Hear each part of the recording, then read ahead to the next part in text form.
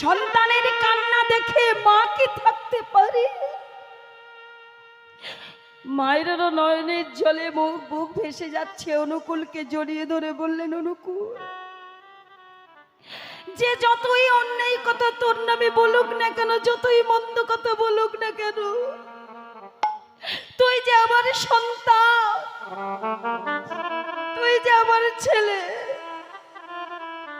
তোকে রেখে আমিও তো যেতে পারবো না বাবা। তবে তুই আমার কাছে কথা দে। কি কথা মা? তুই কথা দে, তুই ওই মামার বাড়ি গিয়ে কোনো অন্যায় করবি না, কোনো দুষ্টুমি করবি না। আমি যেমন ভাবে বলবো আমার কথা মতো তুই চলবি। এবার ভগবান হাসছেন, মনে মনে বলছে, মাগো, আমার নয়নের জল দেখে এবার তো তুমি আমাকে সঙ্গে করে নিয়ে যাবে আমার ভক্তের কাছে। বেশ, তাই হবে মা, আমি কথা দিলাম, আমি কোনো অন্যায় করব না, আমি কোনো দুষ্টুমি করব না, তুমি যেমন বলবি তেমন ভাবেই আমি থাকবো। বেশ, তাহলে কালকে সকালবেলায় আমি আর তুই দুজনে মিলে তোর মামার বাড়ি যাব। পরের দিন মা মনমোহিনী দেবী ছোট্ট অনুকূলকে সঙ্গে নিয়ে চলেছেন দাদার বাড়ি, সেই হরিপুর গ্রামে। আর এদিকে উমেশচন্দ্র লাহিড়ী সকালবেলায় প্রতিদিন যেমন রাধা মাধবের সেবার আয়োজন করেন, সকালবেলায় স্নান করে বন থেকে ফুল নিয়ে এসে ফুলের মালা গেঁথে রাধা মাধবের গলায় পরালেন। আর ভগবানের নাম করছে, ভগবানকে আহ্বান করে ডাকছে, এসো এসো মাধব,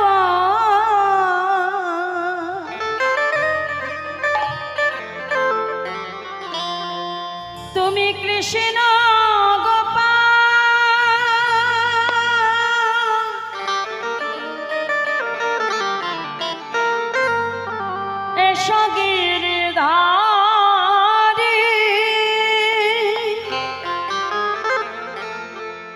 যশোদা দুলা,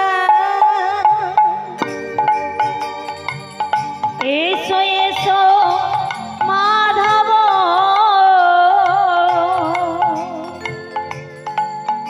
তুমি কৃষ্ণ গোপাল,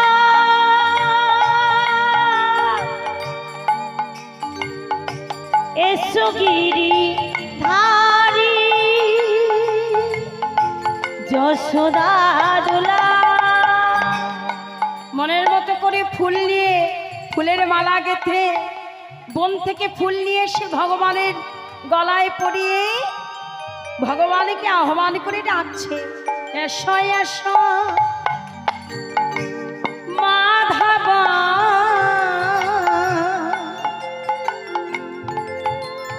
তুমি কৃষ্ণ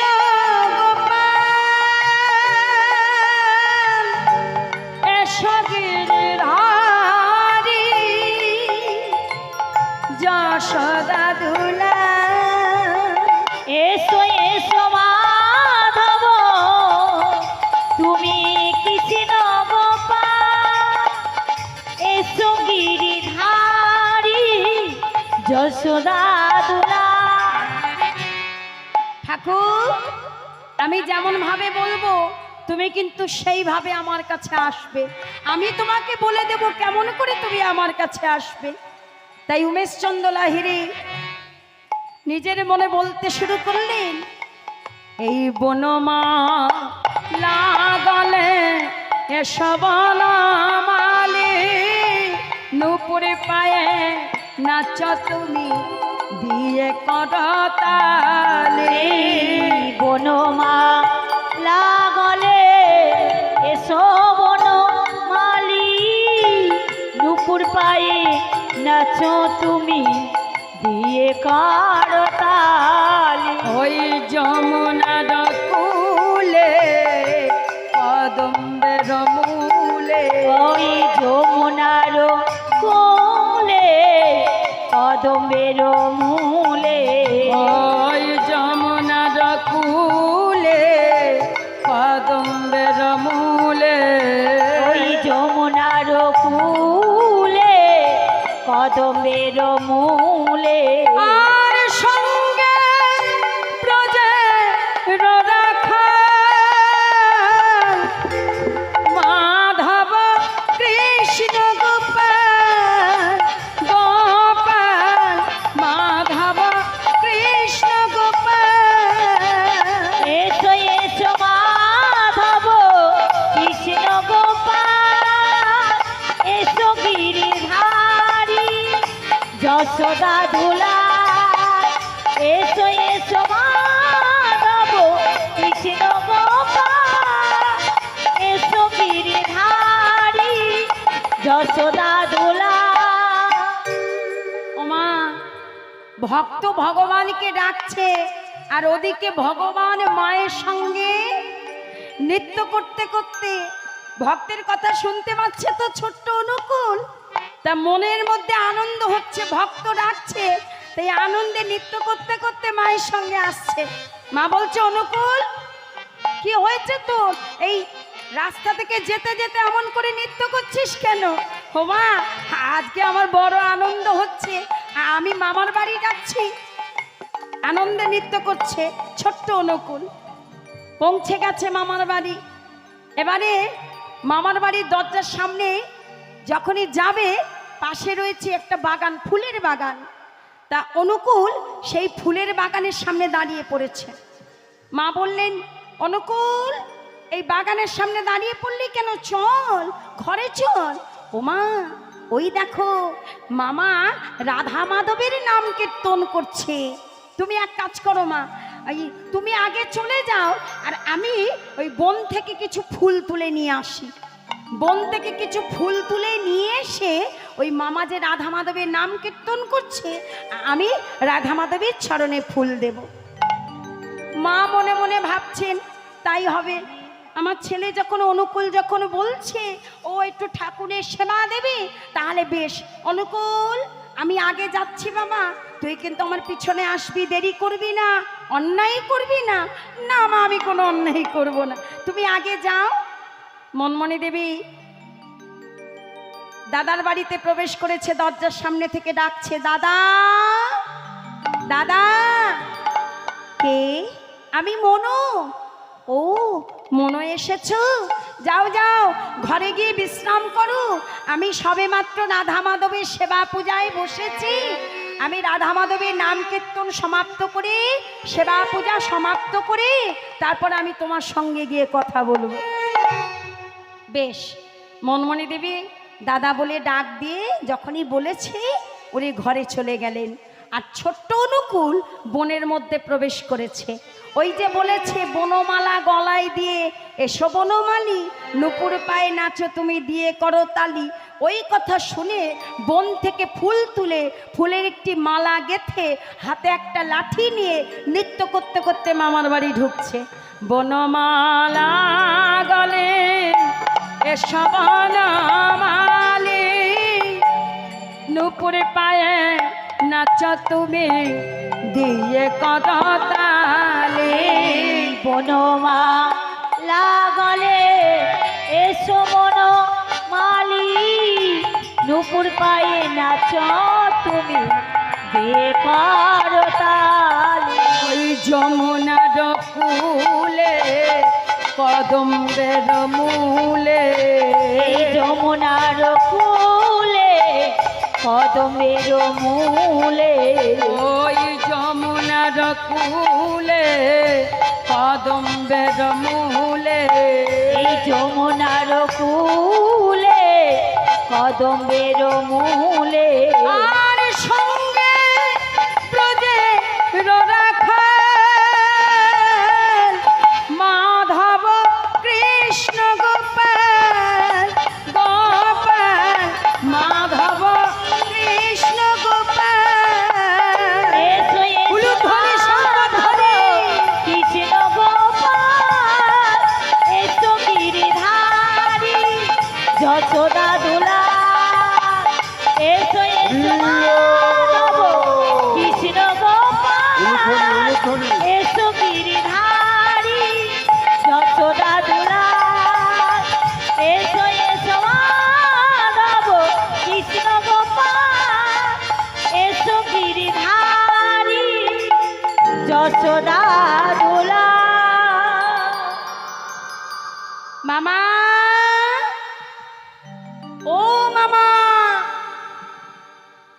কে আমাকে এমন করে ডাকলো মামা বলে? কে তুই? আরে আমার রাধা মাধবের মন্দিরে আয়, আমি তোকে দেখতে পাচ্ছি না। ছোট্ট অনুকূল হাতে একটা লাঠি নিয়ে কৃষ্ণের রূপ সেজে, এমন করে সাজ সেজে রাধা মাধবের মন্দিরের দরজার সামনে এসে দাঁড়িয়েছে। ও মামা, মামা আমি এসেছি, আগে বলো তো দেখি আমাকে কেমন দেখতে হয়েছে? হ্যাঁ, আরে কে তুই? তোর পরিচয় দে, তুই কোথা থেকে এলি? হঠাৎ এমন করে ফুলের মালা গলায় দিয়ে হাতে একটা লাঠি নিয়ে এমন করে এসেছিস, তোর নাম কি? আরে তুমিই তো বললে বনমালা গলায় দিয়ে এসো বনমালী, নুপুর পায়ে নাচো তুমি দিয়ে করো তালি। তাই তো আমি এমন করে সেজে এসেছি। হ্যাঁ, আমি বলেছি এই দেখ আমার রাধা মাধবের মন্দিরের রাধা মাধবকে, আমি বলেছি আমার গোপাল দেবকে। তুই কে? তোর নাম কি? এই দেখো, তুমি আমাকে চিনতে পারলে না মামা? আমি কে জানো? আমি তোমার অনুকূল। ওরে দুষ্টু ছেলে, শুনেছি সবার কাছে তুই খুব দুষ্টুমি করিস, অন্যায় করিস। সবে মাত্র আমার বাড়িতে এসেই শুরু করেছিস অন্যায়। আমি কি তোকে বলেছি এমন করে সেজে আসতে? আচ্ছা মামা, তুমি বলো আগে আমাকে কেমন দেখতে হয়েছে? দেখতে তো খুব সুন্দর লাগছে, মনে হচ্ছে আমার গোপাল দেব আমার বাড়িতে এসেছে। তাই বলো মামা? এই দেখো আমি কেমন করে একটু নৃত্য করি তোমার রাধা মাধবকে ঘিরে ঘিরে। তাই আজকে ছোট্ট অনুকূল সেই রাধা মাধবের মন্দিরে ঘিরে ঘিরে সুন্দর করে নৃত্য করছে। ছোট্ট অনুকূল নৃত্য করছে আর উমেশচন্দ্র লাহিড়ী দর্শন করছে।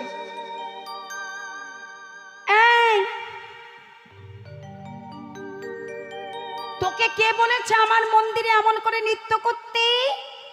এই দেখো তোমার রাধা মাধবের সামনেই তো আমি নৃত্য করছি।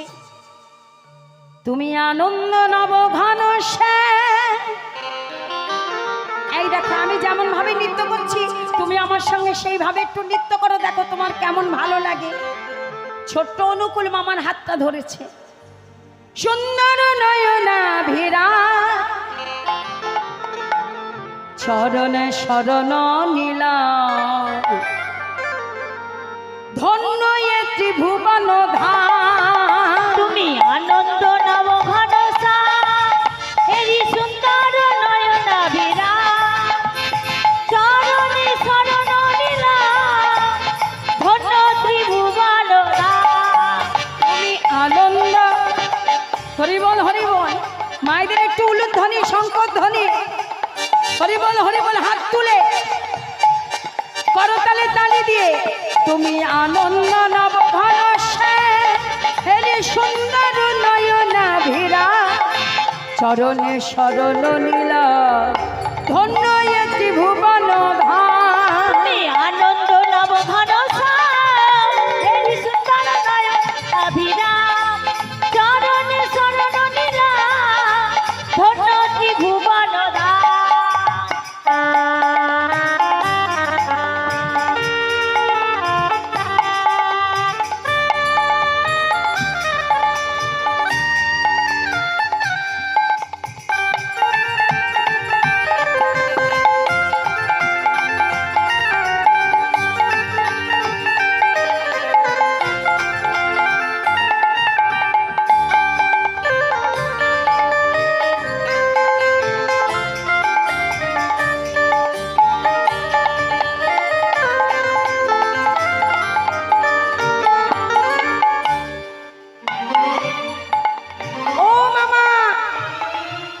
কেমন লাগছে বলো দেখি?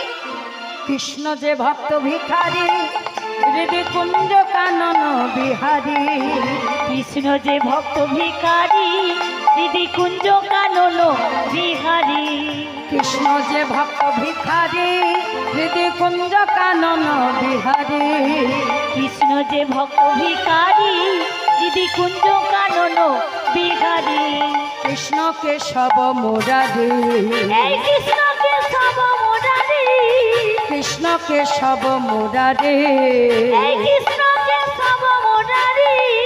নামেতে পাই মুক্তি ধাম, তুমি আনন্দ নব ঘন শ্যাম, হেরি সুন্দর নয়না ভিরা, চরণে শরণ নীলা, ধন্য এ ত্রিভুবন ধাম। তুমি কুঞ্জ নব ঘন শ্যাম, হেরি সুন্দর নয়ন বিরা। হরি বল হরি বল। চরণে শরণ নীলা, ধন্য ত্রিভুবন ধাম। তুমি আনন্দ নব ঘন শ্যাম, হেরি সুন্দর নয়ন বিরা। চরণে শরণ নীলা, ধন্য ত্রিভুবন ধাম। আনন্দ নব ঘন শ্যাম, হরি বল হরি বল হরি বল হরি বল। চরণে শরণ নীলা, ধন্য ত্রিভুবন ধাম। তুমি আনন্দ নব ঘন শ্যাম, হেরি সুন্দর নয়ন বিরা। চরণে শরণ নীলা, ধন্য ত্রিভুবন ধাম। একেবারে সিংহাসনের ওপরে উঠে দাঁড়িয়ে আছে, লাঠিটা হাতে নিয়ে মুরলি ধারণ করে, এইভাবে সেজে ছোট্ট অনুকূল একেবারে সিংহাসনের ওপরে দাঁড়িয়েছে। উমেশচন্দ্র লাহিড়ী দেখে অবাক হয়ে গেলেন। এই অনুকূল, এই বাবা, সিংহাসন থেকে নেমে আয়। তুই কি করছিস? এই দেখো, তুমি তো আমাকে এমন করে ডাকলে, তুমিই তো বললে, তাই তো আমি এমন করে সেজে এসেছি তোমার কাছে। ও মামা, মামা, তুমি আমায় চিনতে পারছো না? অনুকূল, দেখ বাবা, অনেক বেলা হয়ে গেছে, আমার হাতে বেশি সময় নেই। শোন, সেই কখন সকালবেলায় উঠে রাধা মাধবের সেবা পূজায় বসেছি, এখনো ভগবানকে প্রসাদ দিতে, এখনো সেবা দিতে পারিনি।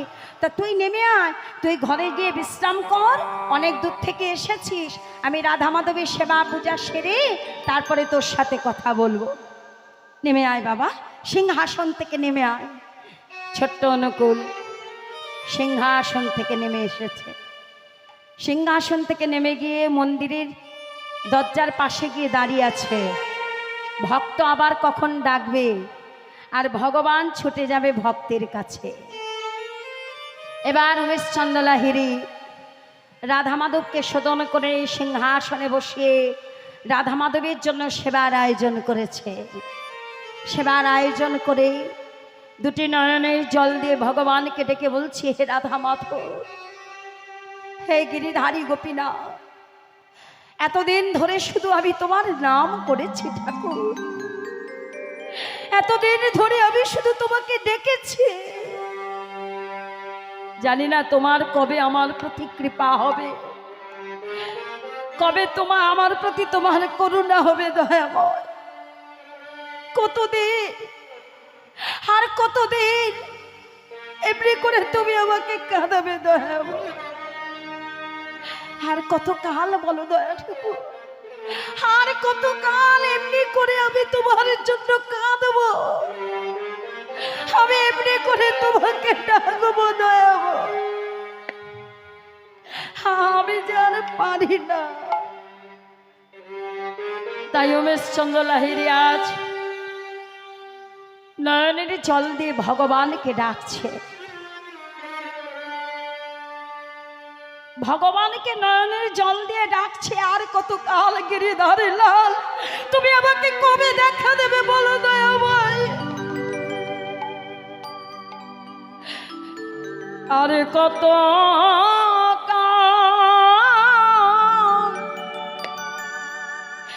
গিরিধারী লাল তুমি আর হালে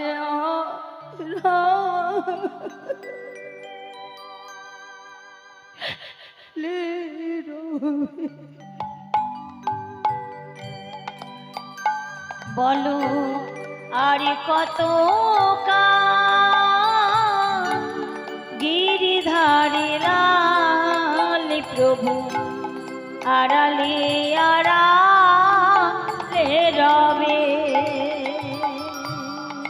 আর কত কাল গিরিধারী লাল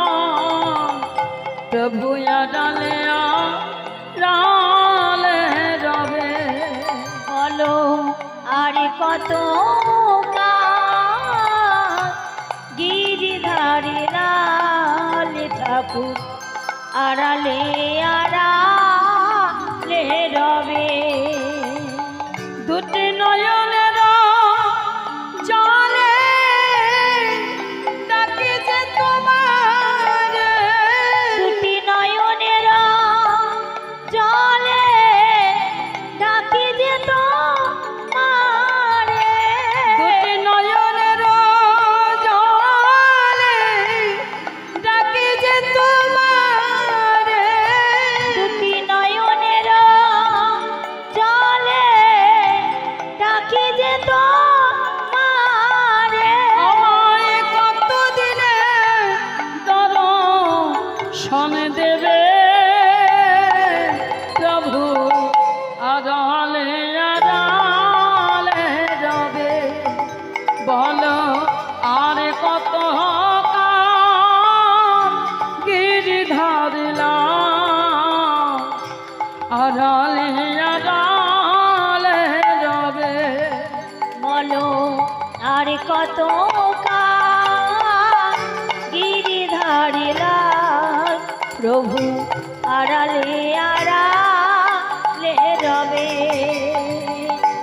চরণ ছাড়া করোনা হে, চরণ ছাড়া করুণা গে, আমায় চরণ ছাড়া করোনা হে, চরণ ছাড়া করুণা গে, আমায় ওই চরণে ঠাই দাও হে, আমায় চরণে ছাড়া করোনা হে। ওই চরণে ঠাই দাও গে, চরণ ছাড়া করুণা গে। তুমি পথে পাবো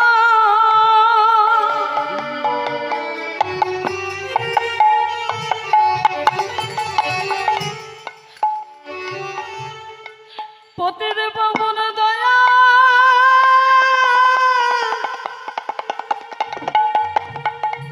দয়ালে হরি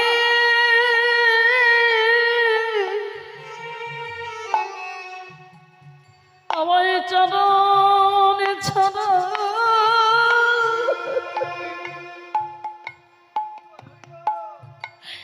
তুমি করো না হে। ওহি পতি পাব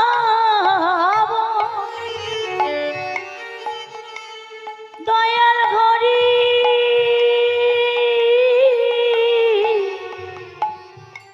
আমায় চরণ ছাড়া তুমি কোনো না গে। আমি ওই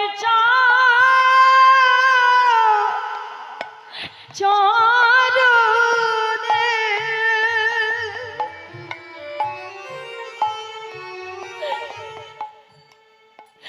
চরণে প্রভু সব দিয়েছি,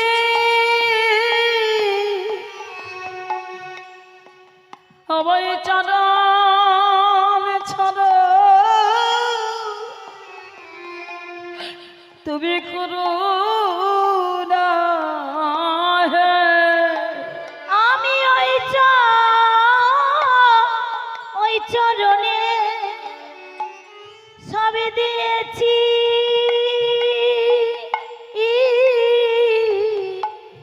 আমায় চরণ ছাড়া করো না গে। তুমি পতে পাবো দয়াল হরি, আমায় ওই চরণে ঠাই দাও হে। অধিপতি পাবন দয়াল ঘটি আমায় ওই চরণে ঠাই দাও গে। আমার কি ভয় আছে, তোমায় কি বা দেব, চরণ ছাড়া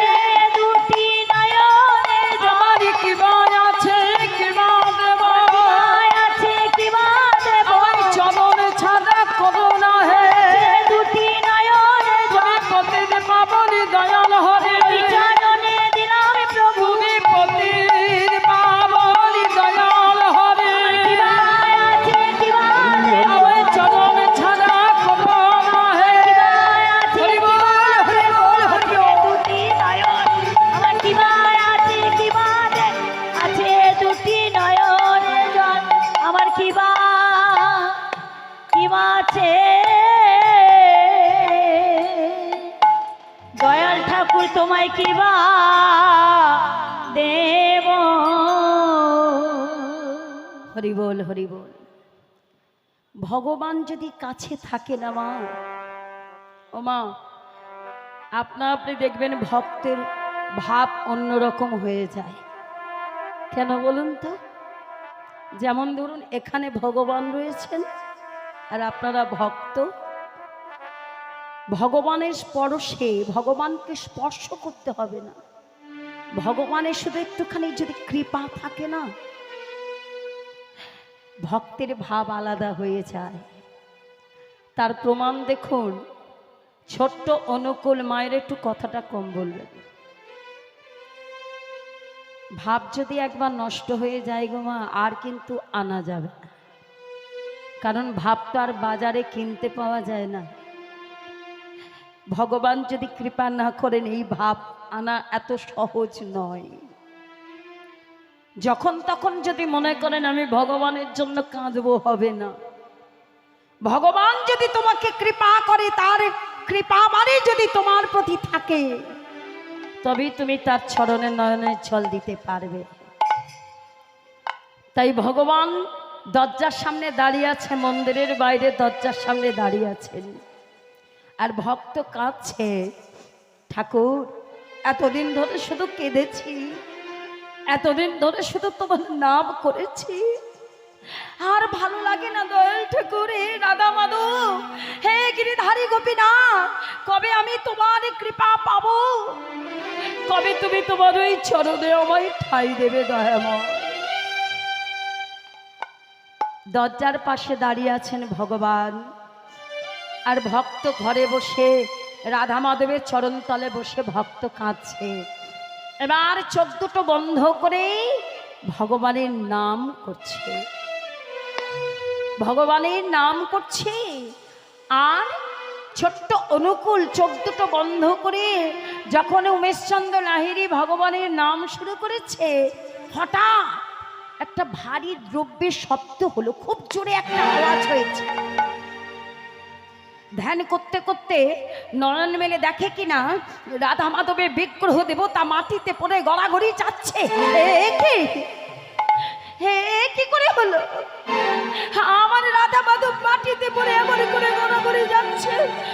তাকিয়ে দেখলেন সিংহাসনের দিকে, সিংহাসনে বসে আছে ছোট্ট অনুকূল, আর বসে বসে রাধা মাধবের সেই সেবা দিয়েছিলেন সেই প্রসাদ সেবা করছে। কি অনুকূল, হে তুই কি করলি বাবা? তুই আমার রাধা মাধবকে বাটিতে ফেলে দে, তুই সিংহাসনে বসে রাধা মাধবের প্রসাদ সেবা করছিস, নেমে আয়, সিংহাসন থেকে নেমে আয়।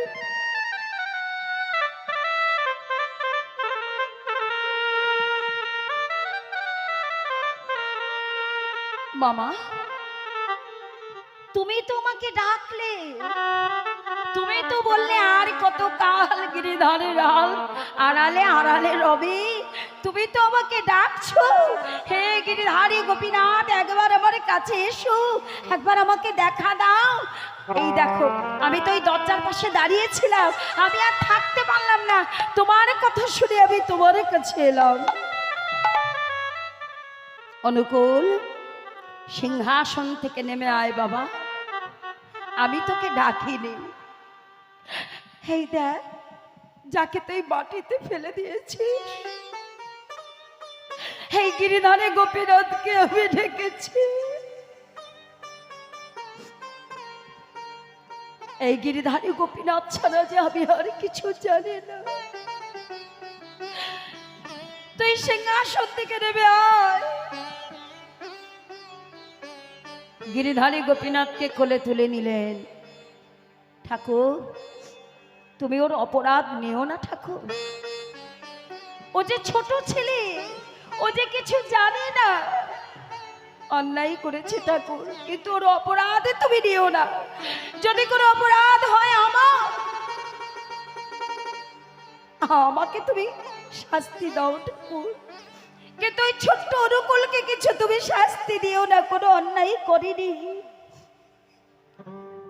অনুকূল চলে যা বাবা, আমার পূজার সময় হয়ে গেছে, অনেক বেলা হয়ে গেছে, এখনো পর্যন্ত আমার ভগবানের সেবা হয়নি। ছোট্ট অনুকূল সিংহাসন থেকে নেমে গেল, সেই দরজার পাশে গিয়ে মন্দিরে, রাধা মাধবের মন্দিরে দরজার পাশে গিয়ে দাঁড়িয়ে রইল। উমেশচন্দ্র লাহিড়ী নতুন করে রাধা মাধবী বিগ্রহ দেবতা শোধন করে সিংহাসনে বসালেন, নতুন করে ভগবানের জন্য সেবার আয়োজন করলেন। সেবার আয়োজন করে ভগবানকে সেবা দিয়েছে। হে রাধা মাধব,